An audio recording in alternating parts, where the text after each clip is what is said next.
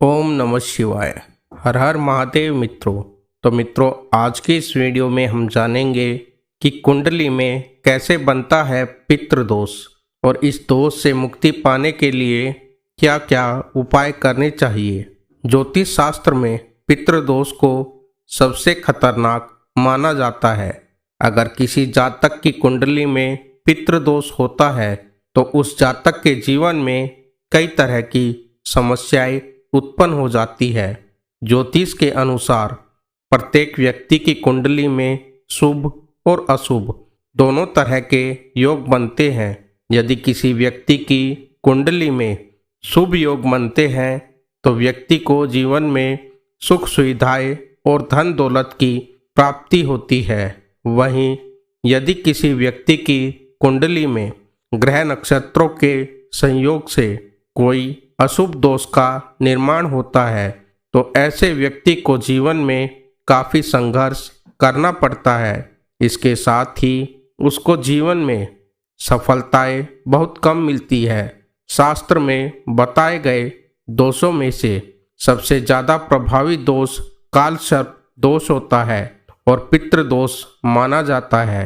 आइए अब जानते हैं कुंडली में कैसे होता है पितृदोष का निर्माण। बता दें कि हिंदू धर्म में पूर्वजों को बहुत महत्व दिया जाता था। उनकी आत्मा की शांति के लिए व्यक्ति श्राद्ध पिंडदान करते थे। हर महीने की अमावस्या तिथि के अलावा पितृपक्ष के 15 दिन पितरों को समर्पित होते थे। इस समय पितरों की आत्मा की शांति के लिए और उनका आशीर्वाद पाने के लिए श्राद्ध तर्पण पिंडदान दान पुण्य आदि किया जाता है। वही पितरों के नाराज होने पर कुंडली में पितृदोष का निर्माण हो जाता है। पितृदोष के कारण जीवन में कई तरह की समस्याएं उत्पन्न होती है। इसके साथ ही मनुष्य को कई तरह के कष्टों का सामना करना पड़ता है। ऐसे में आइए जानते हैं कि कुंडली में पितृदोष का निर्माण कैसे होता है और इससे कैसे बचा जा सकता है। तो सबसे पहले जानते हैं कि पितृदोष क्या होता है। ज्योतिष शास्त्र के अनुसार जब हमारे पूर्वजों की आत्माएं तृप्त नहीं होती, 84 लाख योनियों में भटकते रहते हैं, तो ये आत्माएं पृथ्वीलोक में रहने वाले अपने वंशजों को कष्ट देने लगती है। इसी कष्ट को ज्योतिष शास्त्र ने पितृदोष कहा गया है।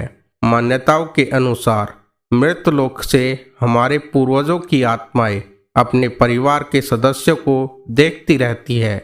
जो लोग अपने पूर्वजों का अनादर करते हैं और उनके बताए गए रास्तों पर नहीं चलते हैं या उन्हें कष्ट पहुंचाते हैं, जिस कारण इससे दुखी दिवंगत आत्माएं उन्हें शाप देती है। इसी शाप को पितृदोष माना जाता है।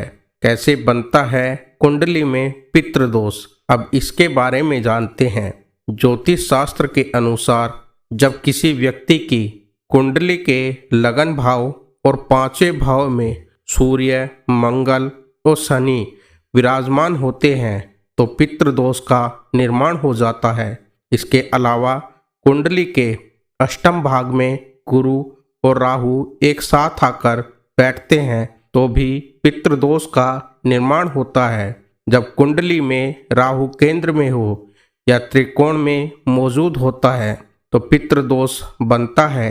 इसके अलावा जब सूर्य चंद्रमा और लग्नेश का राहु से संबंध होता है तो जातक की कुंडली में पितृदोष बनता है।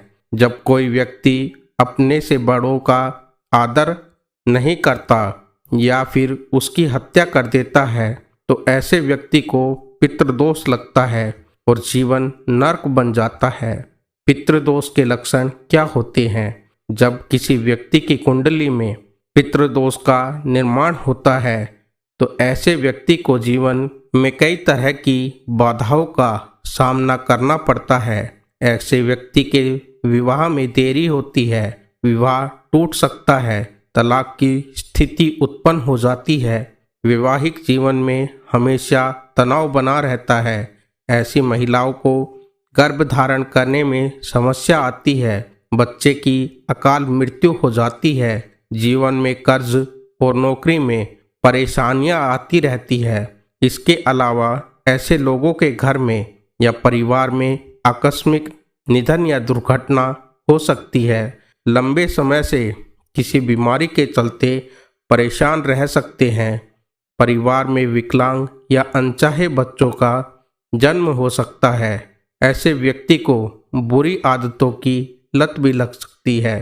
पितृदोष होने पर मिलते हैं ये संकेत, तो जानिए कौन से संकेत होते हैं जो पितृदोष का पता लगाते हैं। यदि किसी जातक की कुंडली में पितृदोष हो तो उसे अपने जीवन में कई तरह के कष्ट झेलने पड़ते हैं।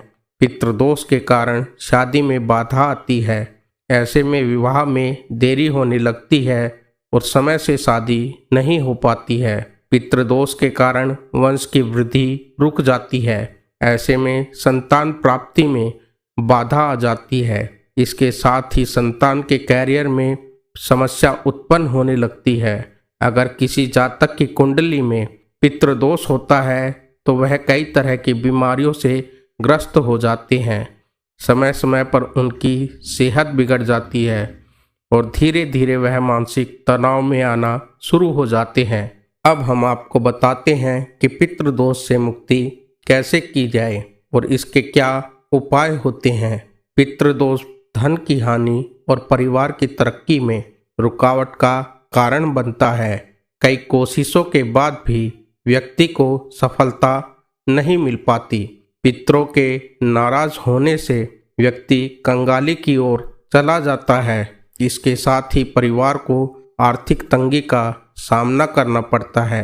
पितृदोष के कारण परिवार कलह बनने लगते हैं, घर में झगड़े होने लगते हैं। यदि बार बार बिना कारण घर में झगड़े हो रहे हैं तो यह पितरों की नाराजगी का संकेत माना जाता है।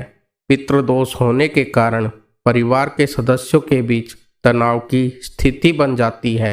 इसके साथ ही कोई न कोई सदस्य हमेशा बीमार रहता है, किसी बड़ी बीमारी से ग्रस्त हो सकता है। पितृदोष होने से जातक के रोजगार में बाधा आती है और उन्हें मन मुताबिक नौकरी नहीं मिल पाती। पितृदोष से मुक्ति पाने के लिए प्रतिदिन पीपल के पेड़ में जल चढ़ाए। जल में काले तिल को मिलाकर दक्षिण दिशा में अर्घ देने से पितृदोष से मुक्ति मिलती है। अमावस्या और पितृपक्ष में श्राद्ध, पिंडदान आदि कर्म करने से पितृदोष से मुक्ति पाई जा सकती है। इसके साथ ही उपाय को करने से न केवल पितृदोष से मुक्ति मिलेगी, साथ ही इससे पितृ प्रसन्न भी होते हैं। पितृदोष को दूर करने के लिए पितृपक्ष में श्रृणदान करना भी सबसे लाभकारी माना जाता है। कुंडली में पितृदोष से मुक्ति के लिए व्यक्ति को अपने घर में अमावस्या पर भगवत गीता गजेंद्र मोक्ष अध्याय का पाठ करना चाहिए। पितृदोष के मुक्ति के लिए ये कार्य जरूर करें। प्रत्येक चतुर्दशी, अमावस्या और पूर्णिमा के एक दिन पहले पीपल पर दूध चढ़ाना चाहिए। ऐसा करने से न केवल पितृदोष से छुटकारा मिलेगा बल्कि काल सर्प दोष से भी मुक्ति मिलेगी। यदि कुंडली में पितृदोष बन रहा हो तो जातकों को अपने घर की दक्षिण दिशा की दीवार पर अपने स्वर्गीय परिजनों का फोटो लगाकर उस पर हार चढ़ाना चाहिए और रोज उनकी पूजा करके उनका आशीर्वाद प्राप्त करना चाहिए। इससे नाराज पितृ भी प्रसन्न होते हैं। पितृदोष के उपाय के लिए व्यक्ति को काले कुत्ते को उड़द के आटे से बनी रोटी हर शनिवार को खिलानी चाहिए और शनि, राहु, केतु तीनों ग्रहों का नकारात्मक प्रभाव इससे कम हो जाता है। साथ ही मनुष्य पितृदोष से मुक्ति पा लेता है। पितृदोष को कम करने का या मुक्ति पाने के लिए शुभ पितृ अमावस्या पर पितरों को खुश करने के लिए उनके चित्र पर पुष्प अर्पित करना चाहिए। तो आज की इस वीडियो में मित्रों इतना ही। अगर आपको वीडियो पसंद आई हो तो कृपया वीडियो को लाइक करें, शेयर करें और कमेंट करें और चैनल को सब्सक्राइब करें। तो मिलते हैं आपसे अगले वीडियो में। तब तक के लिए हर हर महादेव।